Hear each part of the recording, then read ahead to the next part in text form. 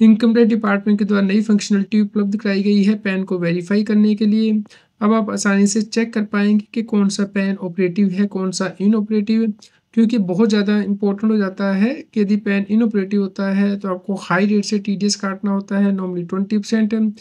तो इस वीडियो में डिस्कस करेंगे कि आप पैन को कैसे वेरीफाई कर सकते हैं, उसका स्टेटस। तो आप इस वीडियो को अंत तक ज़रूर देखें।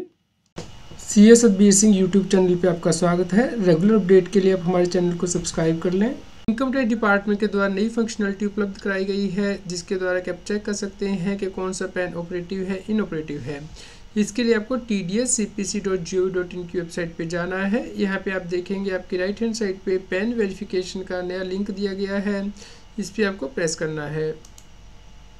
तो यहाँ पे आपको सिर्फ अपना पैन नंबर डालना है, डेट ऑफ बर्थ है, डेट ऑफ इनकॉर्पोरेशन डालनी है। तो इंडिविजुअल के केस में डेट ऑफ बर्थ एंटर करनी है, कोई कंपनी है, LLP है, फर्म है, तो उस केस में डेट ऑफ इनकॉर्पोरेशन यहाँ पे एंटर करेंगे। लेकिन जो डेट है वो आपको DD, MM, MM, YY format में एंटर करनी है। मान लीजिए आपकी डेट ऑफ बर्थ 12 दिसंबर है 1980, तो आपको 12/12/1980 यहाँ पे नहीं एंटर करना है, बल्कि 12-DEC-1980 इस फॉर्मेट में एंटर करना है। यहाँ पे पैन नंबर एंटर करेंगे, गो पे प्रेस करेंगे तो आप चेक कर पाएंगे पैन का स्टेटस।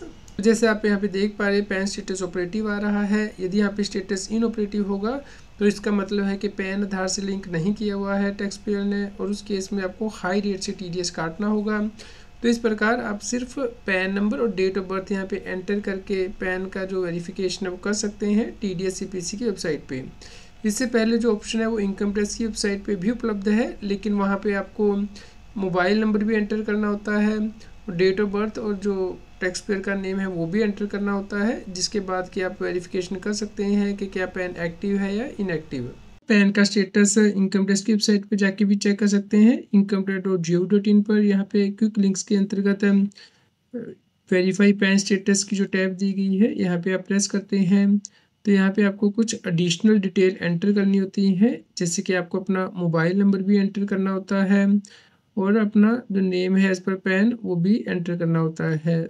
डेट ऑफ बर्थ भी एंटर करनी है, जिसके बाद कि आपका जो OTP है मोबाइल नंबर पे जाएगा, जिसके बाद के आप वेरीफाई कर पाएंगे। यहाँ पे देख सकते हैं कि PAN is active and detail PAN status आ रहा है। तो यदि पैन इनएक्टिव होगा यानी इनऑपरेटिव होगा तो यहाँ पे मेंशन किया होगा, यानी कि पैन आधार से लिंक नहीं है। जबकि TDS-CPC की वेबसाइट पे आपको सिर्फ यहाँ पे PAN number, date of birth enter करनी है और आप आसानी से पैन की वेरिफिकेशन कर सकते हैं। तो दोस्तों यदि पैन इनऑपरेटिव होगा तो आपको हाई रेट से TDS काटना होता है। तो इस प्रकार आप आसानी से पैन वेरिफिकेशन कर सकते हैं। यदि आपका कोई क्वेश्चन हो तो आप हमें वीडियो के नीचे कमेंट करके जरूर बताएं। कृपया लाइक करें और शेयर करें ताकि सभी लोगों तक ये जानकारी पहुंच पाए और वो इनकम टैक्स की कॉम्प्लायंस कर पाएँ। इनकम टैक्स की और अधिक जानकारी के लिए आप CS Satbir Singh YouTube channel पे जाके प्लेलिस्ट में जाके टॉपिक वाइज प्लेलिस्ट देख सकते हैं कि इनकम टैक्स में कौन से नए बदलाव हो रहे हैं, जैसे कि इनकम टैक्स अपडेट के अंतर्गत या फिर डायरेक्ट टैक्स कोड के अंतर्गत। रेगुलर टैक्स अपडेट के लिए इस चैनल को सब्सक्राइब करें। आप हमें Telegram app CS Satbir Singh टैक्सिल पे ज्वाइन कर सकते हैं ताकि आप GST और इनकम टैक्स के रेगुलर अपडेट अपने मोबाइल पर ही प्राप्त कर सकें।